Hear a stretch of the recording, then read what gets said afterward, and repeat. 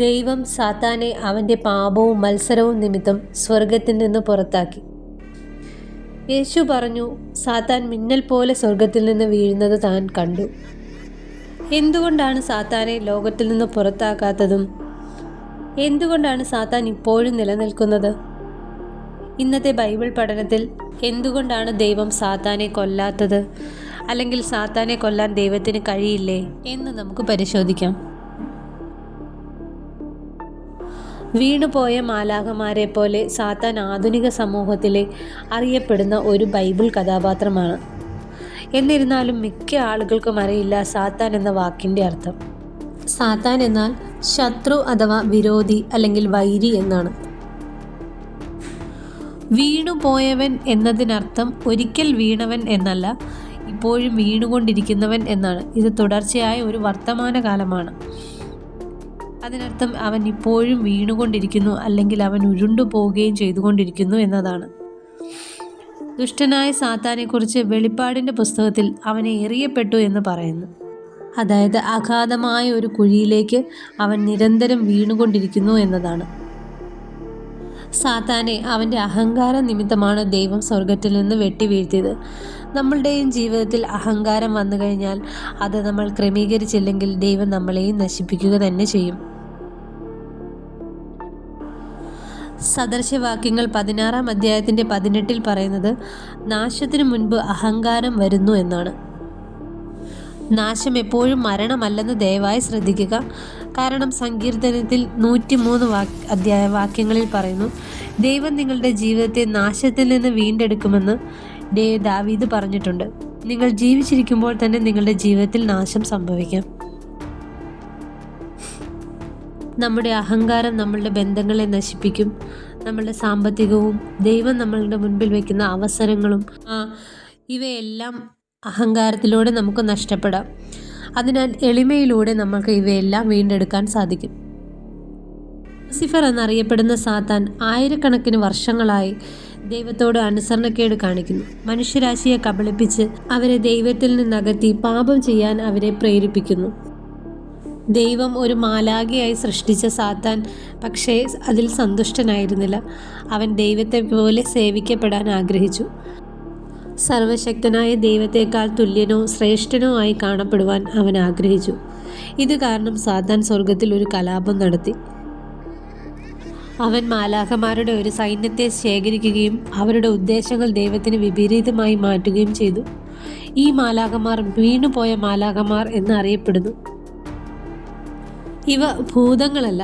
ഇവർ വീണുപോയ മാലാഖമാർ ഒരിക്കൽ മാലാഖമാരായിരുന്നു. ഇപ്പോൾ ഇവർ ഇരുട്ടിൻ്റെ മാലാഖമാരാണ്.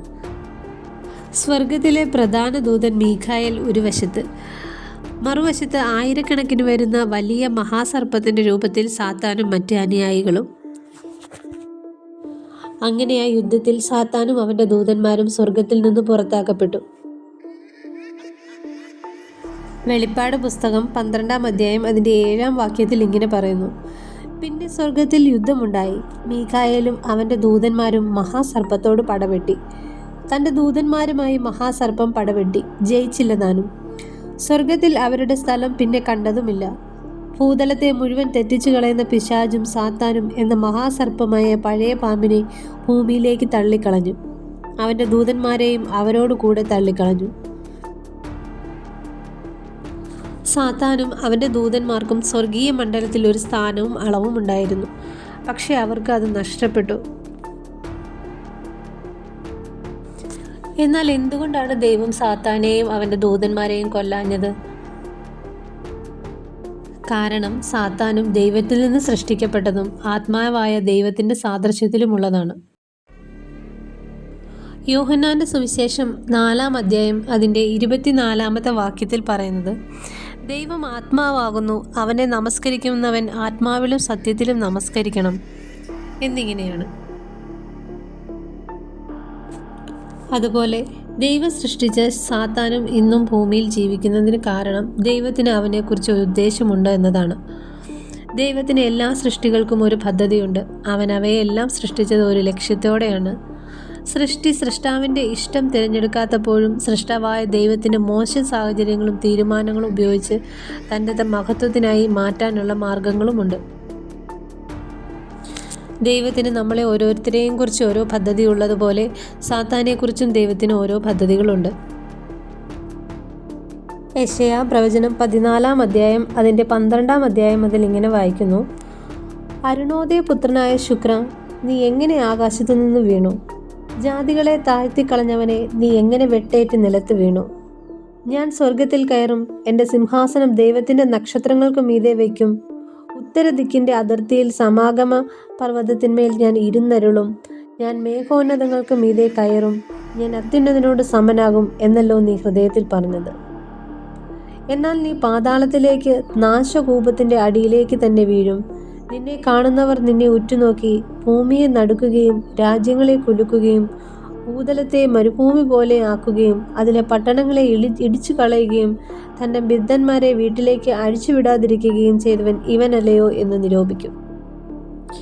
സ്വർഗത്തിൽ ദൈവത്തിൻ്റെ ദൂതനായിരുന്ന ലൂസിഫർ, അവൻ ദൈവത്തെക്കാൾ മുകളിലെത്തണമെന്ന് ആഗ്രഹിക്കുകയും തൻ്റെ അഹങ്കാരം മൂലവും ദൈവം അവനെ വെട്ടിനിലത്തേക്ക് ഇടുവാനിടയായി തീർന്നു. പുതിയ നിയമത്തിൽ സാത്താൻ ഇപ്പോഴും മനുഷ്യരാശിയെ പീഡിപ്പിക്കുന്നതായി നാം കാണുന്നു. കർത്താവായ യേശു ക്രിസ്തു പോലും മരുഭൂമിയിൽ 40 ദിവസം സാത്താനാൽ പരീക്ഷിക്കപ്പെട്ടു. യേശു പിന്നീട് തൻ്റെ ശുശ്രൂഷയിൽ സാത്താൻ്റെ ഉത്ഭവത്തെക്കുറിച്ചുള്ള പഴയ നിയമ വീക്ഷണത്തെ സ്ഥിരീകരിക്കുന്ന ഒരു പ്രസ്താവന പോലും നടത്തുന്നു. ലൂക്കോസിൻ്റെ സുവിശേഷത്തിൽ പറയുന്നത്, സാത്താൻ സ്വർഗത്തിൽ നിന്ന് മിന്നൽ പോലെ വീഴുന്നത് താൻ കണ്ടു എന്നാണ്. ദൈവം യഥാർത്ഥത്തിൽ എല്ലാ ജീവികളെയും എല്ലാ വസ്തുക്കളെയും ബൈബിളിൽ പറയുന്നത് പോലെ സൃഷ്ടിച്ചുവെങ്കിൽ അവൻ സൃഷ്ടിച്ച ഓരോ സൃഷ്ടിക്കും അവനേക്കാൾ ഉയർന്ന അധികാര സ്ഥാനത്തേക്ക് ഉയരുവാൻ കഴിയില്ലെന്ന് നമ്മൾ ഓർക്കണം. സാത്താനെക്കുറിച്ചുള്ള ഒരു പൊതുവായ തെറ്റിദ്ധാരണ അവന് ദൈവത്തോട് അത്യന്തിക ശത്രുതയുണ്ടെന്നാണ്. സാത്താനും ദൈവവും പ്രപഞ്ചത്തിൽ സ്തംഭനാവസ്ഥയിലാണ് അല്ലെങ്കിൽ ഒരുപോലെയാണ് എന്ന് വിശ്വസിക്കുന്ന ചിലരുമുണ്ട്. സാത്താനെ പുറത്താക്കി ദൈവം സ്വർഗത്തെ സംരക്ഷിച്ചുവെന്ന് വിശ്വസിക്കുന്ന ചിലരുമുണ്ട്. ഈ വിധത്തിൽ ചിന്തിക്കുന്നത് തന്നെ വലിയ തെറ്റാണ്. ദൈവത്തിന് യഥാർത്ഥത്തിൽ എതിരാളികളില്ല, ആരും അവൻ്റെ അടുത്തേക്ക് വരുന്നതുമില്ല. ആകാശത്തിൻ്റെയും ഭൂമിയുടെയും സർവശക്തനായ സൃഷ്ടാവിനെതിരെ സാത്താന് ഒരിക്കലും വിജയിക്കുവാൻ സാധിക്കുകയില്ല. അവൻ അതിന് ഒരു അവസരവുമില്ല.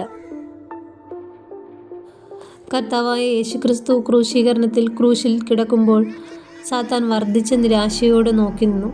അവൻ യേശുവിനെ മരുഭൂമിയിൽ പരീക്ഷിച്ചു. എന്നാൽ യേശു എതിർത്തു. യേശുവിൻ്റെ ക്രൂശീകരണത്തിനായി അവൻ ജനക്കൂട്ടത്തെ പ്രേരിപ്പിച്ചെങ്കിലും യേശു അചഞ്ചലനായിരുന്നു. അപ്പോൾ യേശുവിൻ്റെ ജീവൻ വഴുതിപ്പോയപ്പോൾ സാത്താൻ അവൻ്റെ അവസരം കണ്ടു. അവൻ റോമൻ പടയാളികളോട് മന്ത്രിച്ചു. യേശുവിനെ പരിഹസിക്കാനും അവൻ്റെ മരണം വേഗത്തിലാക്കാനും അവരെ പ്രേരിപ്പിച്ചു. അവൻ യഹൂദ നേതാക്കളെ ഉയർത്തി യേശുവിനെ പരിഹസിക്കാനും അവൻ്റെ ദൈവത്വം നിഷേധിക്കാനും അവരെ പ്രേരിപ്പിച്ചു. എന്നാൽ യേശു ശാന്തനായി നിന്നു. അവൻ്റെ കണ്ണുകൾ സ്വർഗത്തിൽ പതിഞ്ഞു. അവൻ തൻ്റെ ശത്രുക്കൾക്ക് വേണ്ടി പ്രാർത്ഥിച്ചു. അവരുടെ അറിവില്ലായ്മ അവരെ ക്ഷമിച്ചു. യേശു ഈ ലോക ജനതയുടെ എല്ലാം പാപങ്ങൾക്ക് വേണ്ടി ഈ ക്രൂശിൽ യാഗമായി തീർന്നു എന്ന് മനസ്സിലാക്കിയത് സാത്താൻ വളരെ വൈകിയാണ്. യേശു തൻ്റെ അവസാന ശ്വാസം വലിക്കുമ്പോൾ സാത്താന് വളരെ ഭയം തോന്നി. യേശുവിൻ്റെ മരണം അവസാനമല്ല, ഒരു തുടക്കമാണെന്ന് അവൻ വൈകിയാണ് അറിഞ്ഞത്. ഇനിയൊരു പുനരുത്ഥാനമുണ്ടാകും, ഇനി അവൻ വീണ്ടും വരും എന്ന് മനസ്സിലാക്കിയ സാത്താൻ ക്രോധത്താൽ വിറച്ചു.